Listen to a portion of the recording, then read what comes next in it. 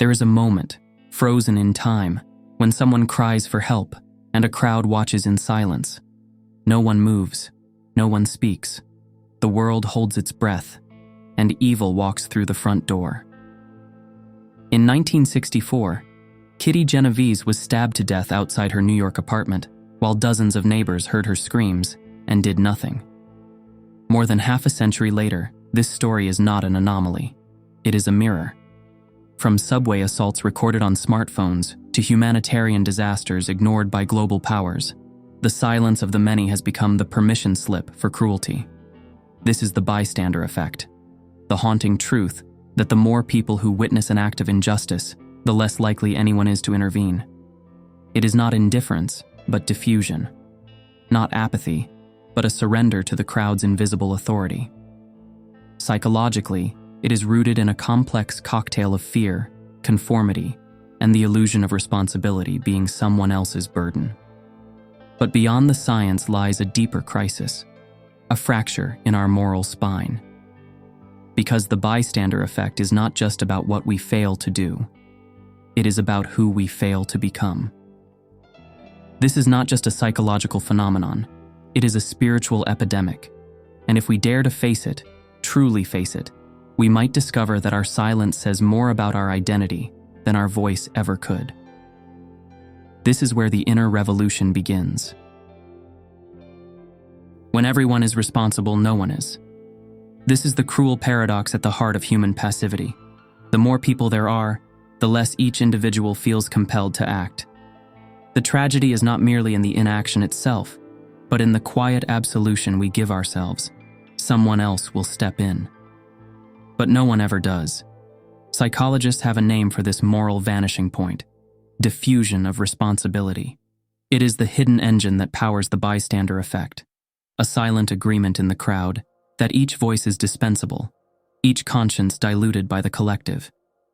In 1970, social psychologists Bibb Latané and John Darley conducted experiments showing that individuals were far less likely to help someone in distress when others were present. Not because they did not care, but because they assumed someone else would care enough for them. From office bullying ignored by entire departments, to genocides that unfolded while the world watched, history is stained with the fingerprints of people who thought it wasn't their job.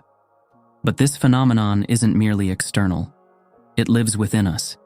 In every moment we hesitate, every time we swallow our instinct to stand, to speak, to protect.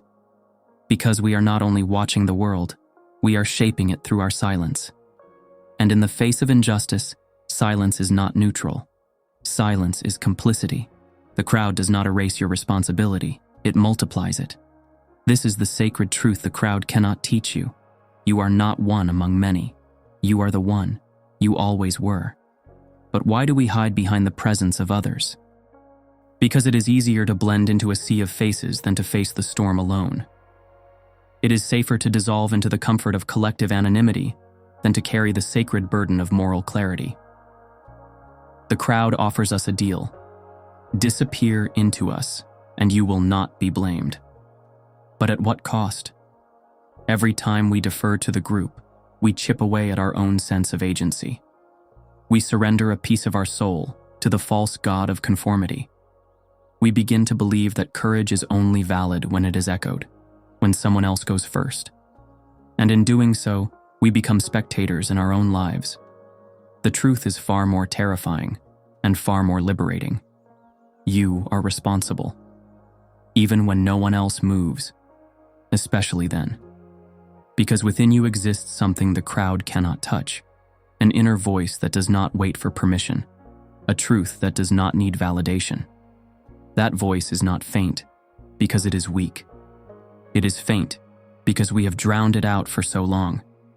And yet, if we listen closely, in the stillness behind the noise, it speaks. Not in shouts, but in sacred whispers. Stand. We look around. No one moves. No one reacts. So we tell ourselves, this must not be an emergency. But it is. Pluralistic ignorance is the silent agreement we never make, but always obey. It is the moment when we doubt our instincts, not because they are wrong, but because no one else seems to share them. It is the illusion that if no one else is alarmed, we must be mistaken. In a crowded subway, a man collapses. You freeze. Others glance. They do not move. Their stillness becomes your signal. You tell yourself, if they're not worried, I shouldn't be either. But they are thinking the same thing, and so 1,000 eyes, 1,000 hearts, and not a single action. Just a shared silence, a shared illusion, a quiet betrayal of the truth we all feel, and all ignore. This is the madness of the mask, the tragic theater of conformity, where each actor waits for another to break character, but no one dares. Because we are afraid to be wrong, afraid to stand out, afraid to feel in a world that rewards numbness. Social cues, glances, crossed arms, averted eyes, become the scriptures of our false religion. We read them like truth, even when our bodies scream otherwise. We let the external replace the internal, the visible override the invisible, and in doing so, we trade our inner compass for collective confusion. But make no mistake, behind every passive glance is a soul at war. The question is not, do others feel what I feel? The question is, will I honor what I know even if no one else does? Because real clarity is not found in the eyes of others. It is found in the fire that rises when truth burns louder than fear. And when that fire speaks even in a room of statues, you do not wait for permission. You become the signal. This is not just about perception. It is about liberation. The moment you stop waiting for the world to tell you what is real, you become real. There are moments in life when silence is not absence, but approval. When not acting is not neutrality, but a choice. One that echoes louder than any spoken word. Inaction is never innocent. It is a seed. And seeds, when watered by silence, grow into systems of violence, of cruelty, of injustice. And slowly, without knowing, we become the gardeners of a world we secretly despise. This is the cruel irony of the bystander effect. We do not need to build the machinery of evil. We only need to let it run. When we fail to intervene in moments of suffering, we do more than turn away. We create the conditions in which suffering thrives. Racism is not sustained by extremists alone. Sexual violence is not empowered solely by perpetrators.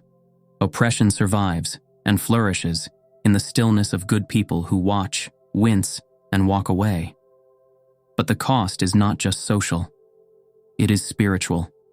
Every moment of inaction carves a hollow space within us, a space where courage should live, where truth should rise, where humanity should burn, unapologetically. We tell ourselves we are powerless, but what we truly fear is the responsibility of being powerful. Because when you realize that your silence has weight, that your absence has impact, you can no longer pretend to be a ghost in the crowd. You are not invisible. You are complicit. And that is a painful truth to hold, but it is also the beginning of awakening.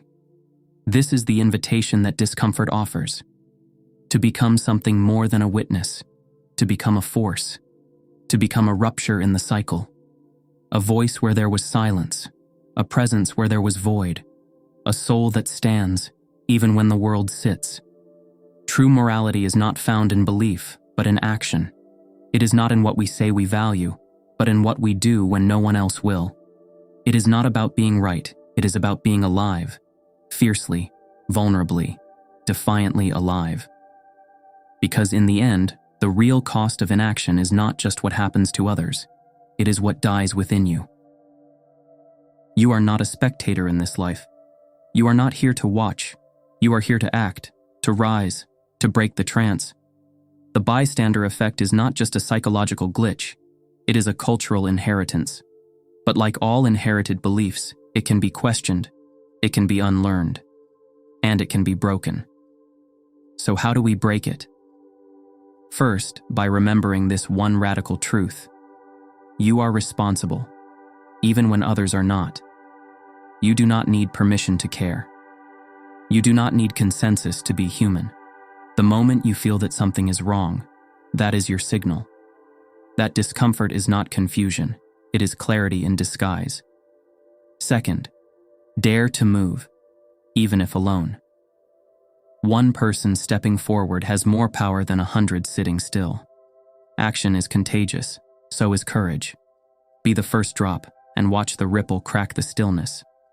Third, name it. Speak it. Interrupt the silence. When something needs to be said, say it. When someone needs to be helped, help them.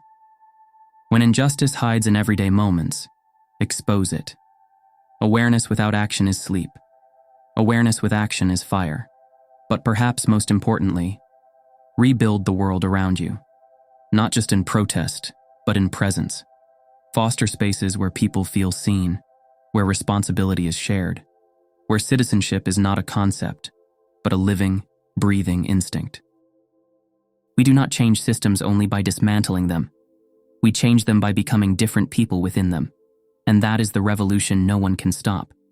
Because every time one human being chooses awareness over apathy, presence over passivity, truth over comfort, a crack forms in the mask of the old world. And through that crack, light gets in. So ask yourself, not, what would others do?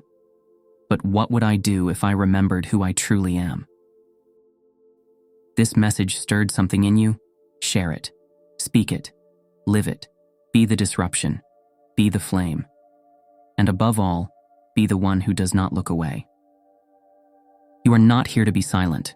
You are here to become the voice that awakens others, to become the moment that shifts the tide, to become the event, not the observer. This is your power. This is your chance. This is your call. Answer it.